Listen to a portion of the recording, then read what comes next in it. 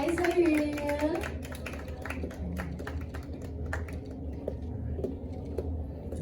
Alright, ito naman, our next character. Kilala natin siya as Gemma. Let's give it up for Camry Oinuma!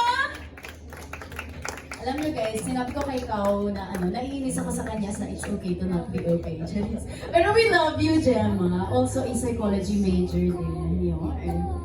Ngayon naman, of course, love sick yung ating pasyente na to. Let's give it up for Bianca De Vera! Hi, Bianca!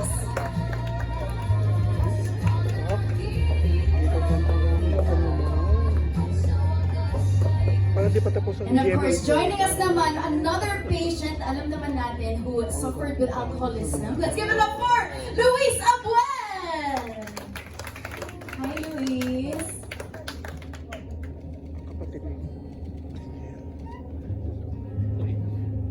Alright, ito naman, one of our nurses from OK Hospital, Alisa Mula!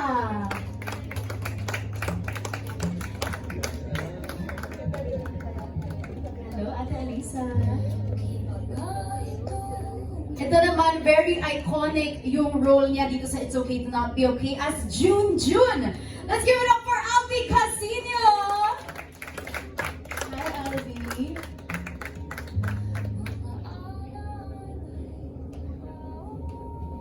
Alright, last three to join us here for our It's Okay to Not Be Okay press conference. Siyempre, nandito rin si Doc or si Nurse Mark Oblea!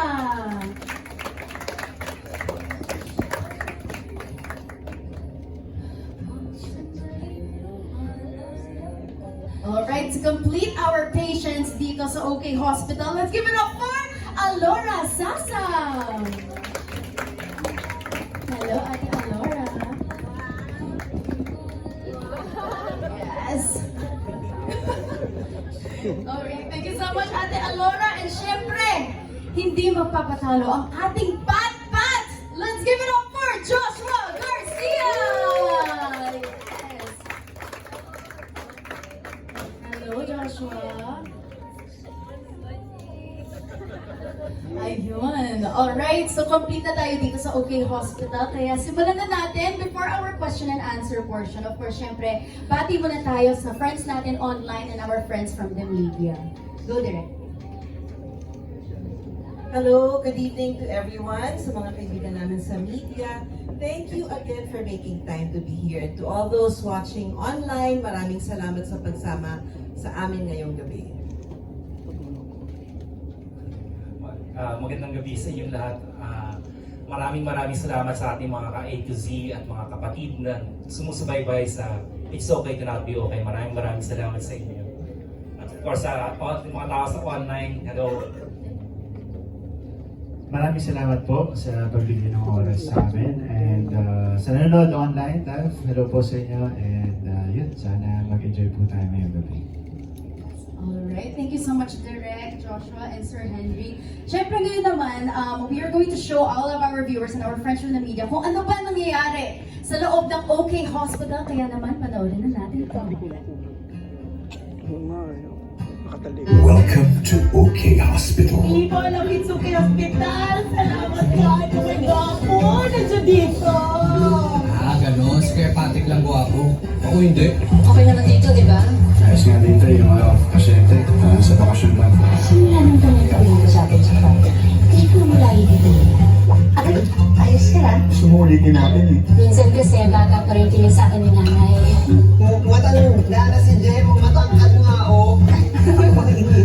Tumayo ka lang dyan, titignan ko yung angulo mo. Picture, okay ba? Palalabasin mo ko rito. Gawa ng kanang marites. Ganun ba rin? Malaki yung influence ng sahin ng magulang. Yan na. Hi, girl!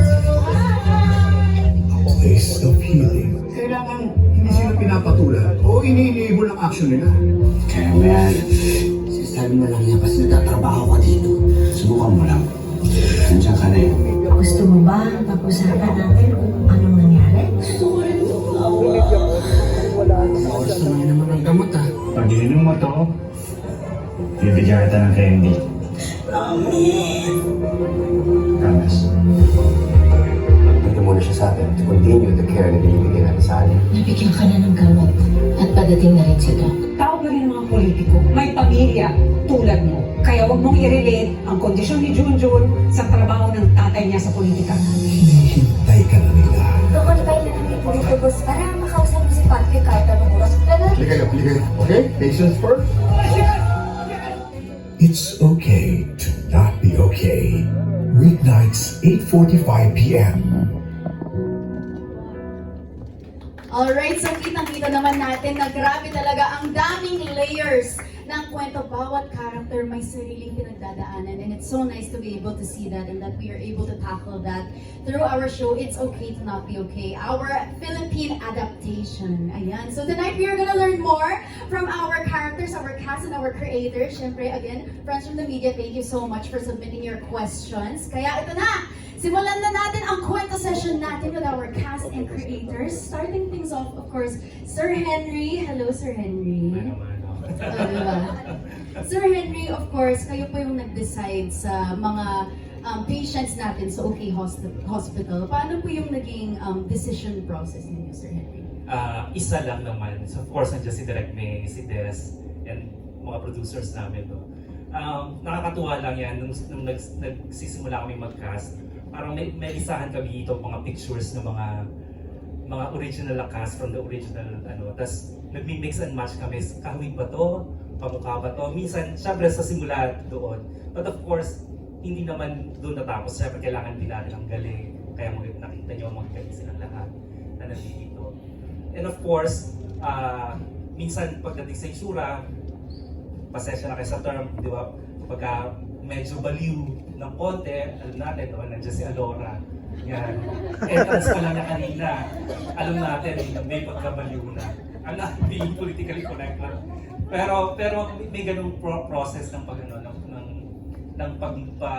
sa pagkakas. Tapos syempre may changes din na ginawa kami.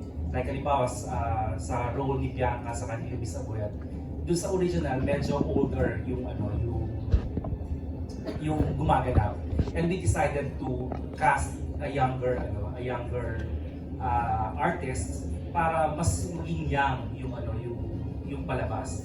And then syempre sa original din, isa lang ang head nurse sa original. Dito sa version ng Philippines, dalawa ang head nurse. At syempre sa pagka-cast, syempre si Miss Marisa Laxa saka si Agatha Isidro.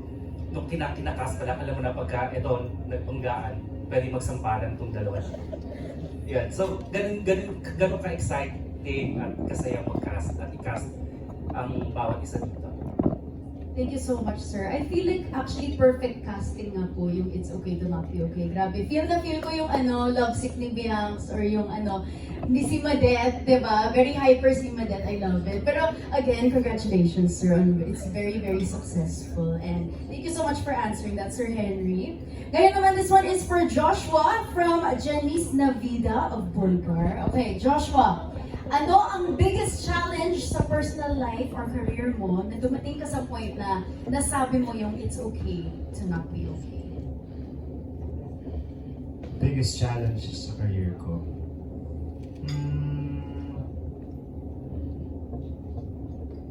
Balikan niyo na ako. Dahil joke.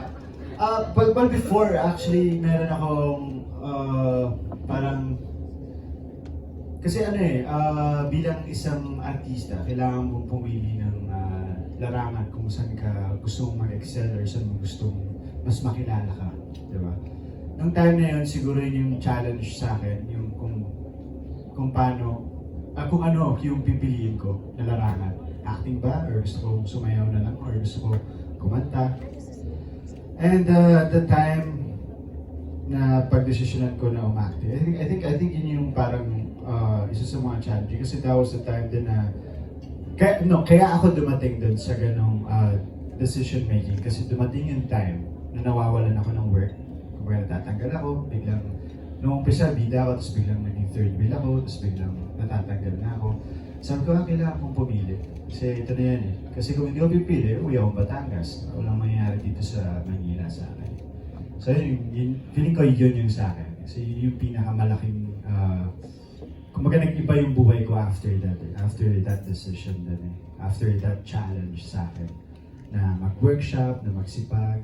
Ayan. So, yeah. Thank you so much for that question, Miss Janice, and thank you also to Joshua for answering.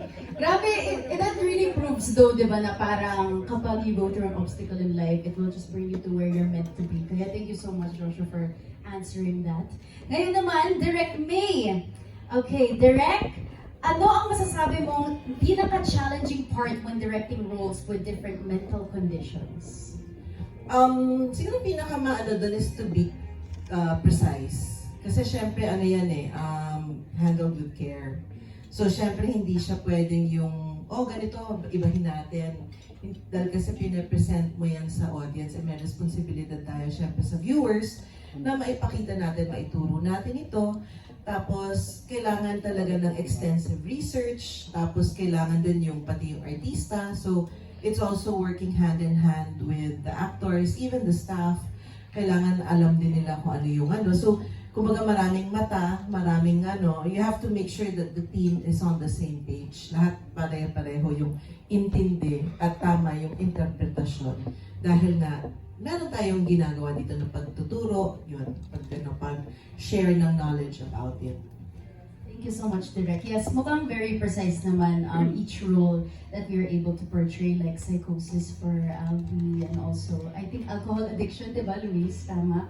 And, of course, DID kay Alora. Yes, I love the way you guys portray your roles. Kaya, congratulations, guys. Direk, congratulations. Ngayon naman, for Miss Maricel.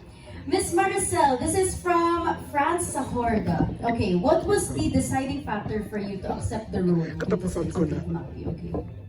Actually, hindi ko pa siya napanood noon, pero nung kinwento ko sa mga anak ko, sabi nila, Mom, you can't miss that. You really have to do it. So, malaking factor kasi pag sinabi nila, please go ahead and do it. Gagawin ko. Masunurin akong ina.